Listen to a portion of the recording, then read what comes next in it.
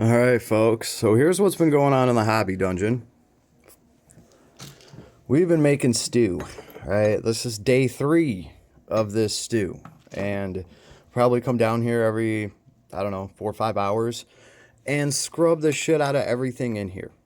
We are rocking Awesome O to get paint off. And this in here is a very special model. This is a Cobra Terminator. This is one of the first Terminators ever made for Warhammer 40k. Yes, he looks rough. He looks rough AF. He still has paint on him. And mind you, this is day 3. People do not realize how much work actually goes into restoring some of these old models. I got this guy who was painted in green, globbed up paint all over. And then you have to get that paint off. You have to disassemble him. Here's his back piece. This thing actually looks pretty cool. That goes on his back. And it's got like these little rocket pods that come out right here. Right? So this is why he's called the Cobra Terminator, I believe. And it's funny because you can also see how this guy he's hollow. And Games Workshop did that to save money. Because, you know, the model would cost so much more if they actually had to fill that in. Right? So, let's see. I can just show that real quick. This goes on something like this, and it was a pain to get off because, well, you don't want to break the model. Oh, we almost had it. Yeah, you don't want to break the model. You got to get the super glue. Here he goes. That's him with his Cobra back. It's not actually in place, right? And he's going to have, obviously, his arms. I just watched a video of the actual sculpture of this, but here's one of his arms. I dig the arms this guy has. His little hands have pretty cool little decals on them. It's cool stuff to paint. These are some of the first power fists made in Warhammer. So, day 3 of this guy. This is just one model, and I mean, that's what you got to do when you get these old collectible models that, you know, have bad paint on them. That paint has to come off.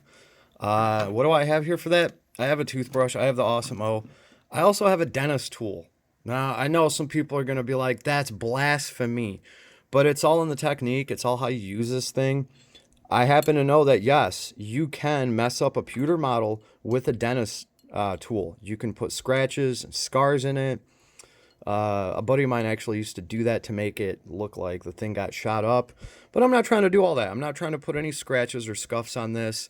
Pretty much the only reason I use a dental tool is for thick, globby paint. I try to just barely scratch the surface of the paint, and I know just about how hard I can push with this thing, just to make an opening so that, you know, your chemicals, your Awesome O, it can start seeping in there and breaking up the bonds of the paint. And then slowly the paint will start to come apart, especially if you keep scrubbing it with a toothbrush. But it is a labor of love. There's a whole process that goes into it. One of these models might take a week to restore. Like I said, I haven't even gotten all the paint off of him yet. He still has a ton of paint back here. Unfortunately, what happens is when something gets glued, sometimes some of that glue runs down and then it gets painted over. For whatever reason, the spot down here on his ass, I think that's all glue, and it's really hard to get any of that off, and the paint is not coming off of it. So it's going to have to go to day 4, and we're just going to keep scrubbing. But that's what it takes just to get one of these models, you know, halfway ready to reassemble and paint, you know, and that's if you can get it taken apart without breaking anything. And this being one of like the original Terminators, the one that's highly sought after, I'm obviously not trying to scratch him or anything like that. So it is a labor of love. It does take forever. I wasn't even sure if this guy was going to come apart. I had to put him in the freezer for like 4 or 5 hours and then just try to get those glue bonds to break, right? And of course I have the Custodes Force that I've been working on. Just sitting here watching all of this. We have a paint booth over here. We still have to hook that up and vent that out, and this is probably where we're going to be priming in the hobby dungeon. The Custodes Force is almost done. I'm waiting for one more tank and a dreadnought. I'm waiting for a dreadnought, and we will have the big Emperor in the back. Might as well show these models now. You can't really see them anyway, since we are in a hobby dungeon. It is pretty damn dark in here, right? So that's what's been going on. That is what we're working on. All these models have to be painted. And then this is just the Custodes. We also have like a whole Vile Necron force in the other room. Probably more points of Necrons than we have Custodes here. I have probably about 10,000 points of models down here altogether. I can't wait till they're all done. It's going to be a hell of a journey. A lot of them are custom pieces too. They're not just out of the box put together. I've actually disassembled quite a few models to kit bash and stuff like that. Even these Custodes down here are probably going to be the only Custodes anybody's going to ever see like this, because these are actually Indominus Custodes. That's right. Custodians don't come posed, swinging swords like this, getting ready to just lob people's heads off in mid-run. These are actually all conversions from the Indominus box sets that I got the Necrons in, and that's what got me into Custodes. So, yeah, this is what we're doing. Hobby dungeon, one model at a time, and once I'm done, I'm working on this guy right now for my gangs of New Orc. They're little gangs.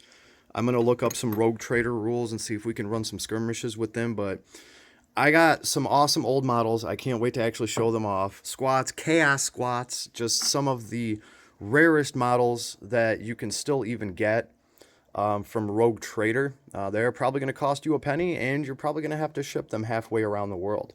So we'll be looking at those soon. I want to actually get them ready before I can show them off. But here's just a sneak peek of what's been going on in the hobby dungeon. And we probably have another 4,000 or 5,000 points of like death. What does my little bro have over here? Hold on.